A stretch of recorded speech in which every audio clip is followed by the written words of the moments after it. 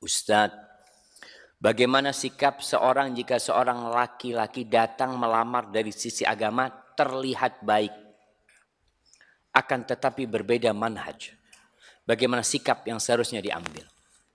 Jemaah, kita melihat yang berkaitan dengan manhaj, yaitu pemahaman dalam agama. Ini termasuk penting dalam memahami agama. Karena ada sekte-sekte yang menyimpang dari Islam. Seperti di masa Ali bin Abi Thalib muncul Khawarij. Khawarij, jemaah. Orang Khawarij ini subhanallah, kalau melihat sisi agamanya yang akan ditanya. Nabi SAW memberikan kesaksian kepada para sahabatnya sebelum munculnya Khawarij. Beliau mengatakan tahkiruna salatakum ma'a salatihim. Kalian kalau membandingkan salat kalian dengan salat mereka, kalian akan meremehkan salat kalian. Nggak ada apa-apanya salat kalian. Mereka orangnya ahli ibadah, jemaah. Yaqra'una al-Qur'an la yujawizu hanajirahum aw taraqihim. Baca Quran tapi tidak melewatin kerongkongan mereka, cuma di lisannya. Enggak sampai ke hatinya. Yamruquna minad din kama yamruqus sahmu minar ramiyah. Mereka keluar dari agama sebagaimana keluarnya anak panah itu dari buruannya. Sampai seperti itu Nabi SAW. Dari getolnya mereka beribadah. Imran bin Hittan, seorang lelaki penuntut ilmu hadis. Dia menikah dengan seorang wanita dari kerabatnya, tapi manhajnya wanita ini Khawarij, dari kelompok Khawarij. Perempuan ini cantik, jemaah. Cantik sekali. Dia menikah dengan harapan bisa merubah istrinya. Menikah, dapat berapa lama dia yang berubah jadi orang Khawarij. Sampai bagaimana dia itu memuji yang membunuh Ali bin Abi Thalib. Dipuji sama dia. Yang membunuh Ali bin Abi Thalib, Abdurrahman bin Muljam, dipuji-puji sama dia. Ini pemikiran itu berat, jemaah. Maka perlu diperhatikan. Ketika antum menikah, menikahlah dengan ahlus sunnah wal jamaah. Mungkin pemahaman agamanya belum lengkap, insya Allah bisa disempurnakan. Tapi kalau sudah punya pemikiran yang menyimpang, ya, berat sekali. Barakallahu fikum. Ustaz, terkadang kita sering merasa minder akan tampilan fisik kita, sehingga merasa tidak pantas untuk akhwat. Bagaimana solusinya? Masya Allah, jemaah. Mungkin antum minder karena antum pilih akhwat yang cantik banget. Ya, tahu dirilah. Bismillah. Tapi antum ketika merasa fisiknya kurang mendukung. Ada seorang ibu yang berpesan kepada putranya, kalau nggak salah Atha bin Abi Rabah, atau selain Atha, dari kalangan tabi'in. Dia itu hitam dan cacat, jemaah. Ibunya pesan, nak, engkau nih nggak bakal dihargain orang kecuali dengan ilmu, nak. Belajar, nak. Belajar. Sehingga jadi orang terhormat. Khalifah duduk di sebelah dia. Belajar sama dia, ngaji sama dia. Sampai khalifah itu bicara, ini yang namanya kehormatan. Seperti itu, jemaah. Jadi ketika antum merasa ada kelemahan dari satu sisi, Masya Allah, inna akramakum indallahi atqakum. Antum tahu sahabat Nabi yang bernama Julaibib. Allah kasih dia, Masya Allah, istri yang salehah. Maka ketika antum orang yang soleh berusaha memperbaiki diri, Allah kasih. Paling tidak antum tahu diri.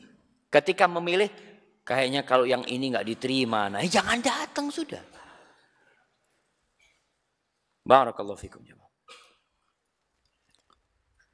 Ustaz, bagaimana nasihat untuk tidak mencari calon istri yang dari cantiknya saja?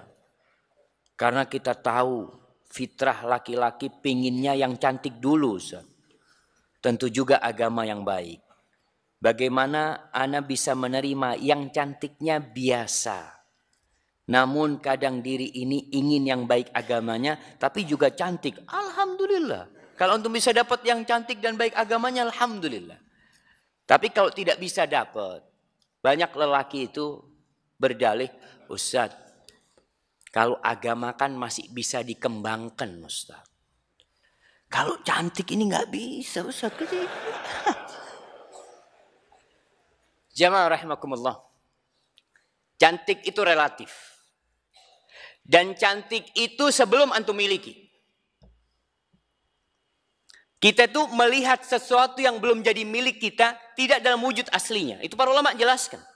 Kenapa ada istilah rumput tetangga lebih hijau dari rumput sendiri.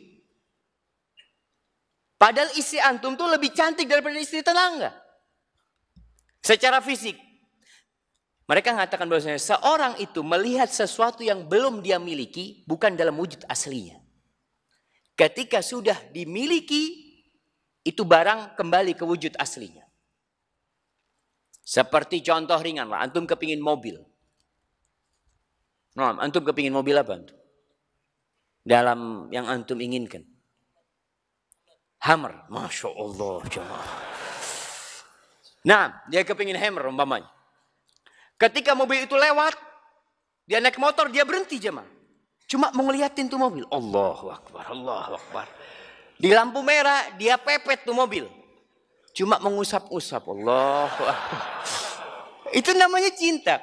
Ketika dia punya Hammer, pekan pertama, Masya Allah. Dia elus-elus. Pekan kedua, dapat setahun, nggak dilihat jemaah. Begitu pula istri antum.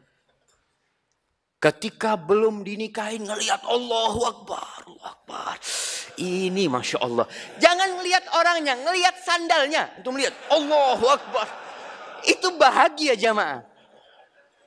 Ketika udah jadi bininya, mungkin 2 pekan, 3 pekan masih dipandang-pandangin.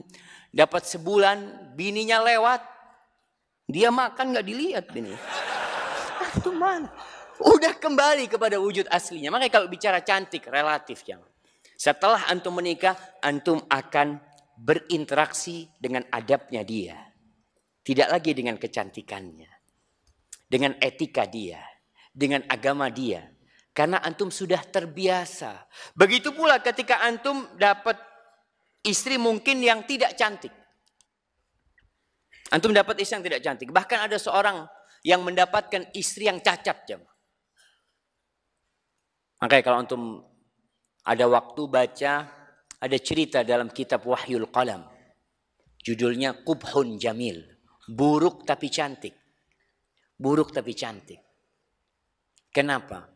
Karena ini perempuan yang cacat. Tiap hari lelakinya melihat cacatnya perempuan itu, perlahan-lahan udah terbiasa dia melihatnya. Enggak jijik lagi, enggak, sudah terbiasa. Tapi tiap hari kata dia, kecantikan istri ana bertambah. Ana melihat akhlak dan etikanya, subhanallah. Maka ada wanita yang cantik karena cinta. Dan ada yang cinta karena cantik. Kalau cinta karena cantik, antum akan bosan. Antum akan benci sama dia. Karena mau tidak mau perempuan itu, kecantikannya akan berkurang. Ya kita lihatlah. Perempuan yang awal nikah beratnya 48. Dapat 5 tahun, 10 tahun. Antum udah jadi 84. Antum lihat ini. Kok kayak gini istri anak. Ana mau melamar Ahmad. Melamar akhwat. Tapi ana takut kalau ana diterima. Gimana jemaah? Ana mau melamar akhwat. Tapi ana takut kalau ana diterima. Oh iya, ini ada sesuatu. Kalau ana diterima, bapaknya pakai acara dangdutan pas nikah. Kalau anaknya udah syar'i, tapi bapaknya belum syar'i. Allahu Akbar. Ya perlu ada pendekatan kepada orang tua. Banyak yang belum paham jamaah. Banyak yang belum paham tentang agama ini. Makanya perlu pendekatan. Kalau antum diterima, antum mohon sama bapaknya. Supaya pernikahannya berkah Pak. Kita kan ingin doa restu, kita tidak ingin Allah murka sama kita.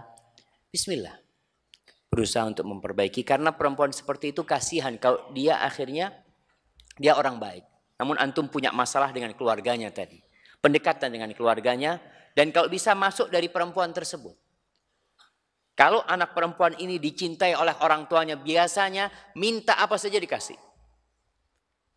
Pernah ada seorang, Ana pernah hadir di khutbah nikah di seorang perempuan. Kakaknya itu cerita. Adik Ana ini mau nikah, Ustaz. Katanya nanti kalau nikah dia mau ngundang artis-artis ini macam-macam. Orang kaya raya. Kata kakaknya enggak. Kata dia. Kalau seperti itu belum boleh nikah engkau. Tapi kalau engkau sudah mau menikah, minta datangkan ustadz, Ana datangkan ustadz. Kata dia. Akhirnya suatu saat adiknya mengatakan, ya Ana mau nikah, tapi yang datang Ustadz Syafiq. Kata dia. Ditelepon sama kakaknya. Ana sudah janji ustadz harus datang. Kata dia. Masya Allah. Jadi ada orang-orang yang perlu pencerahan jemaah. Dikasih pencerahan, mudah-mudahan terbuka hatinya. Ustaz, ana seorang ikhwan yang sudah ingin berta'aruf dengan seorang akhwat, tetapi akhwat ini memiliki alasan belum siap. Dan dia menyuruh ta'aruf berteman saja. Apa yang harus saya lakukan, Ustaz? Jamaah, kita ini bersama seluruh umat Islam itu saudara. Ikhwah. Jadi ketika itu perempuan merasa belum siap, ya sudah. Antum selesai, antum cari yang lainnya. Antum sampaikan kepada perempuan itu yang sudah, kalau gitu, kalau dia dikatakan berteman saja, ya udah berteman. Kita walaupun tidak jadi menikah, kita semuanya saudara. Tapi jangan antum akhirnya ya berjalan-jalan dengan perempuan tersebut, macam-macam, tidak. Seperti saudara wanita muslimah yang lainnya, biasa-biasa aja. Antum cari yang lainnya, suatu saat ada mungkin yang jamaah udah cari sana sini macam-macam nggak diterima. Akhirnya balik ke tutup perempuan. Ya memang takdirnya dia. Alhamdulillah. Tapi jangan sampai berpacaran. Barakallahu fikum. Ana hendak melamar anak bapak fulan. Dan saya tahu bapak fulan ini memiliki 2 orang putri. Dan sepengetahuan ana, kedua anaknya insya Allah solehah. Bagaimana hukumnya jika ana melamar kedua-duanya?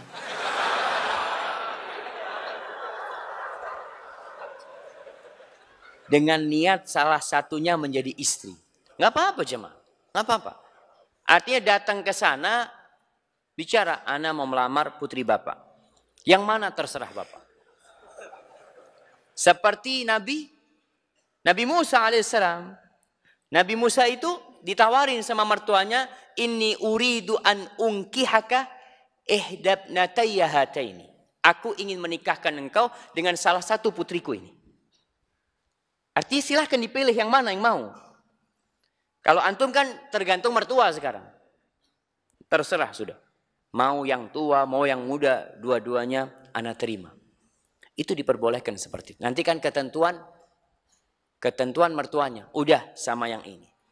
Dan jangan sampai ketika antum menerima yang itu, antum ngelirik yang satunya, oh lebih cantik yang itu ternyata. Antum bahaya. Seperti itu. Barakallahu fikum. Sampai batas mana yang disebut nasab? Karena kita semua dari Nabi Adam. Mohon dijelaskan. Masya Allah, betul jemaah. Jadi kalau kita bicara nasab. Nasab itu semuanya ke Nabi Adam. Kullukum min Adam wa Adam min turab. Kalian semua dari Adam dan Adam itu tercipta dari tanah. Ini sudah disebutkan seperti ini. Sehingga tidak lebih mulia orang Arab dibanding orang Ajam. Orang Ajam tidak lebih baik daripada orang Arab. Illa bittaqwa, kecuali ketakwaan. Ketika bicara nasab, maka nasab itu adalah bapak dan kakeknya dan keluarga dekatnya. Di situ kita tahu keluarganya ini keluarga baik apa tidak. Bagaimana bapaknya, bagaimana kakeknya. Yang mereka ada interaksi dengan cucunya. Yang tadi dikatakan bapaknya orang soleh sehingga anaknya dijaga. Dan ada nasab-nasab yang mulia memang. Dari sisi dilihat, nasab yang paling mulia adalah nasab Rasulullah Sallallahu Alaihi Wasallam. Itu nasab yang paling mulia. Kemudian ada keluarga-keluarga yang memang terkenal orang-orangnya orang-orang soleh. Kalau di Jawa ini mungkin ada yang istilahnya ningrat. Iya, keluarga raja. Ya kalau memang nasabnya orang-orang baik semua, itu nasab yang disebut di sana jamaah. Dan tidak boleh kita berbangga-banggaan dengan nasab. Enggak, bukan untuk dibangga-banggakan.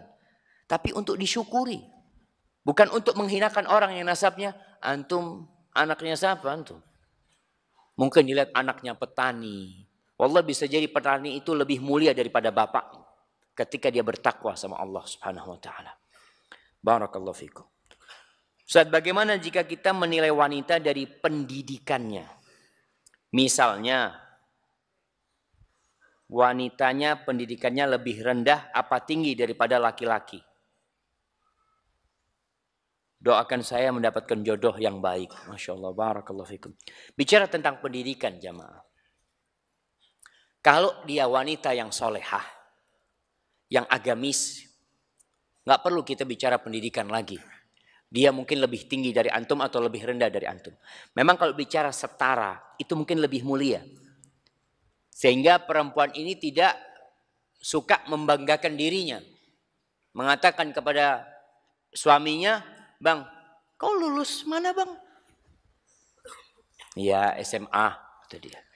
Ya Allah, berarti engkau harus bersyukur dapat orang kayak aku S2 bang. Masya Allah. Itu nggak dapat istri kayak gitu. Jadi pening kita. Tapi kalau perempuan yang soleha, selesai. Dia akan memposisikan dirinya sebagai istri. Komandan engkau di rumah bang. Bahkan ilmu yang dia miliki bermanfaat untuk mendidik anak-anak. Bermanfaat untuk ya membina rumah tangga yang baik. Itu kalau istri yang soleha. Tapi kalau nggak soleha, bahaya. Rasulullah SAW menikah dengan Khadijah. Secara harta, Masya Allah, jangan ditanya Khadijah. Tapi Khadijah radhiyallahu ta'ala tidak pernah mengungkit tentang kebaikan dia kepada Nabi SAW. Yang selalu dia bicarakan, engkau ya Nabi, engkau ya Muhammad, engkau. Dia tidak pernah mengatakan aku. Maka perlu dipedulikan masalah kesolehan tadi dan akhlaknya. Kalau urusan wanita, kalau urusan pendidikan yang lebih tinggi, kalau dia orang soleha insya Allah aman. Tapi kalau nggak soleha berat. Oleh karena itu banyak wanita yang sukses kadang-kala takut orang mau meminangnya. Di beberapa negeri di Arab itu ada perempuan-perempuan yang sampai doktoral. Dia jadi dekan di sebuah perguruan tinggi. Akhirnya suatu saat dia tulis surat. Dia mengatakan aku ingin semua ijazahku itu diambil orang. Aku hanya ingin satu. Ada yang memanggilku Ummi, kata dia. Itu aja. Karena laki-laki pada takut mau minang dia. Apalagi gajinya lebih besar dari gajinya suami nanti. Dia kalau lihat suaminya marah-marah sama dia, bang, listrik ana yang bayar loh. Antum gimana tuh listrik ini nanti nggak dibayarin tokennya habis antum. Jadi ingat kalau yang soleha selesai sudah. Pendidikan yang lebih tinggi pun nggak ada masalah. Tapi kalau antum takut, kayaknya takut Ustaz, ya sudah cari yang setara sama antum. Supaya lebih enak hidupnya. Bagaimana cara menyikapi ortu yang mengharuskan anaknya menikah dengan yang satu suku saja, Sunda umpamanya. Misalnya sama orang Jawa dengan alasan nggak sama saja menikahi ibu kandung sendiri. Anak kayaknya salah baca jemaah.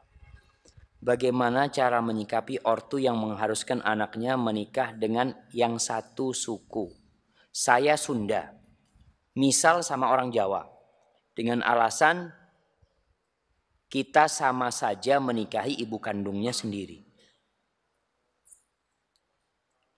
Faham antum jemaah?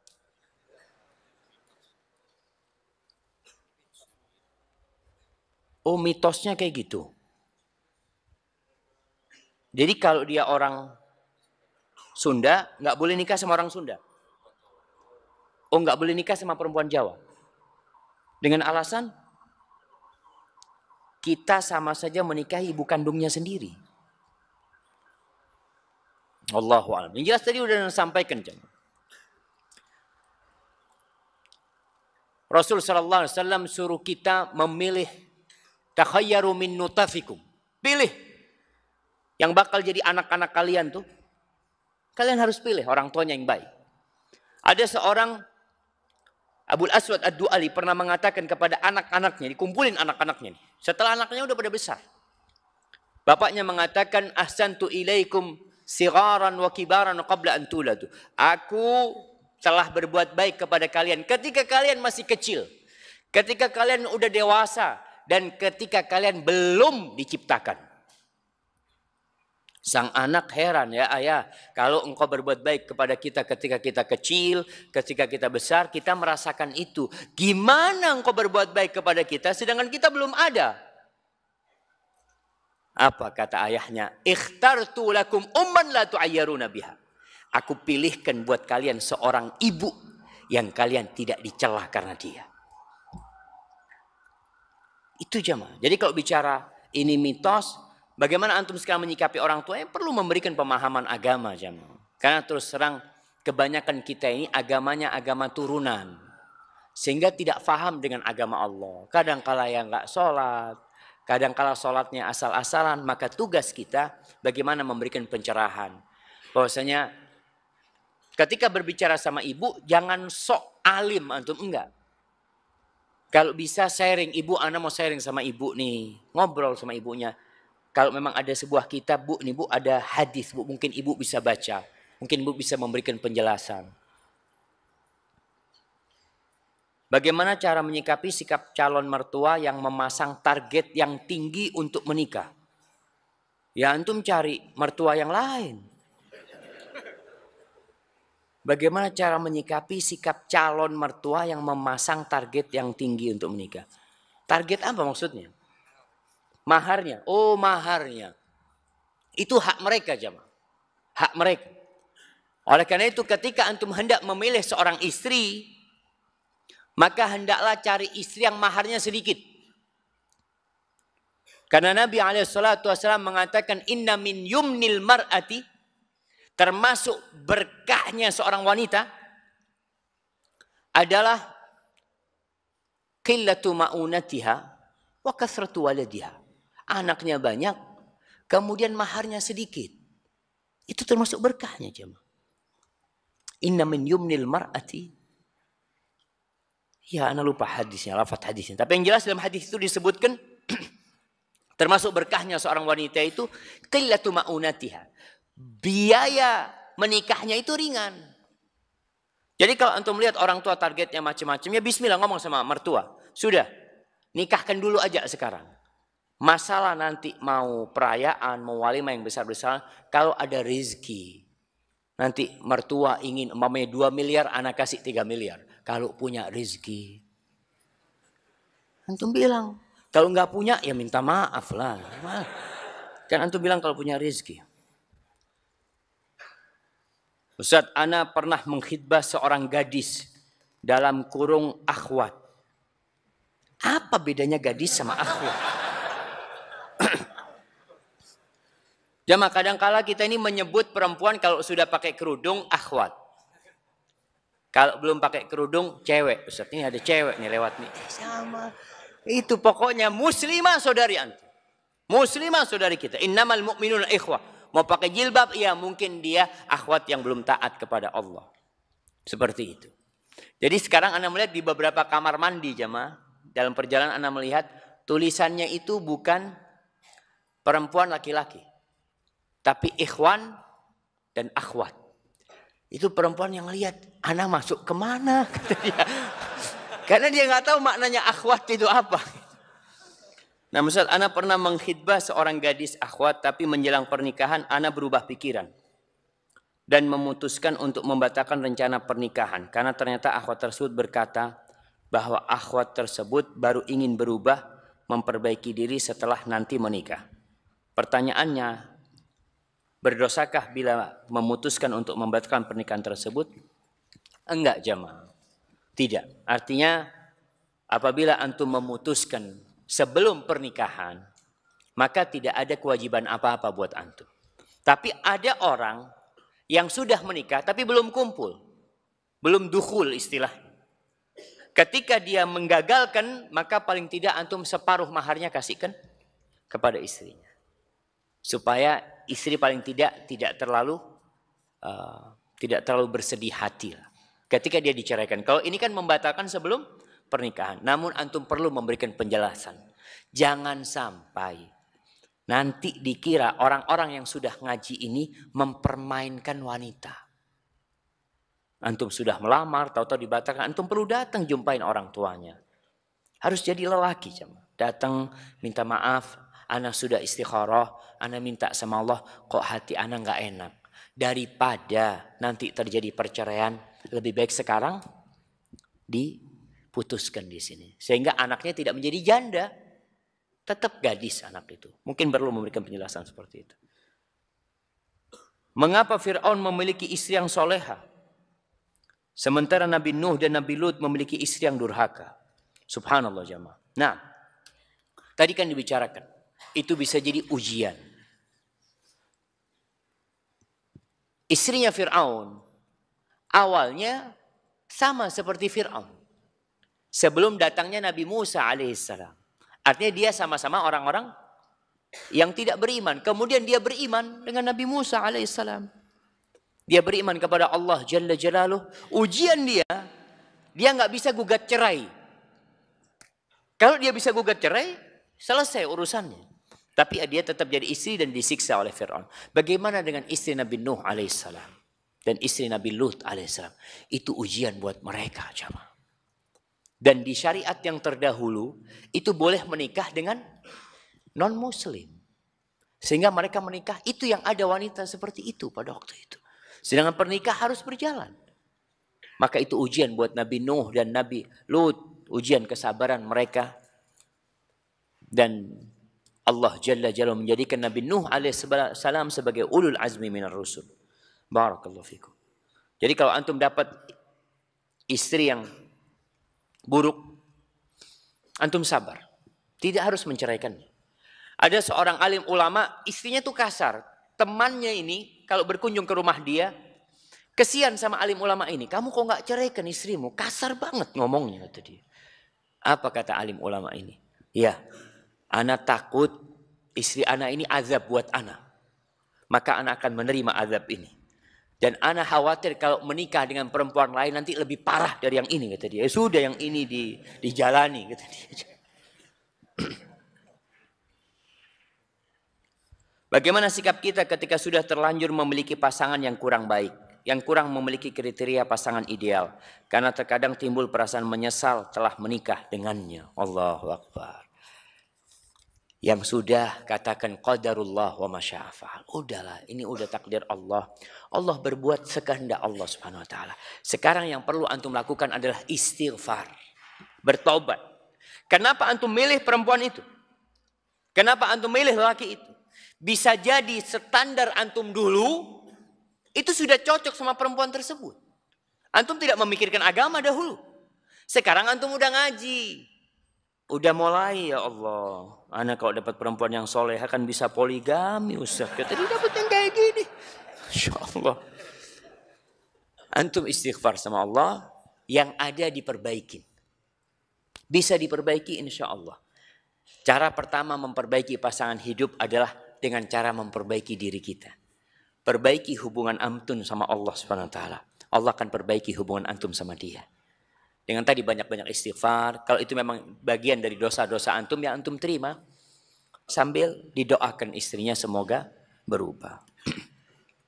Ustaz, ana sudah menikah, alhamdulillah sudah punya anak 2. Tetapi saya masih tinggal bersama orang tua saya. Istri saya selalu minta pindah karena merasa selalu beda dengan kakak ana. Ana belum mampu untuk pindah karena takut berhutang dengan riba. Mohon solusinya. Iya jamaah. Artinya kadangkala kumpul satu rumah itu bisa menimbulkan gesekan.